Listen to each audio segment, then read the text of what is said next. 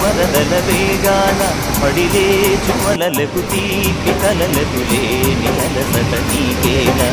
నల్ల నల్ల నీడలోన ఎల్లకిల్ల పడ్డట్టున్న అల్లు మల్లు ఆకాశాన చుక్కలు అమ్మాయంటే జాబిల్లమ్మ అబ్బాయంటే సూర్యుడమ్మ ఇంటి దీపాల వాలంటది ఎవరికి పారే యమునకు నీరే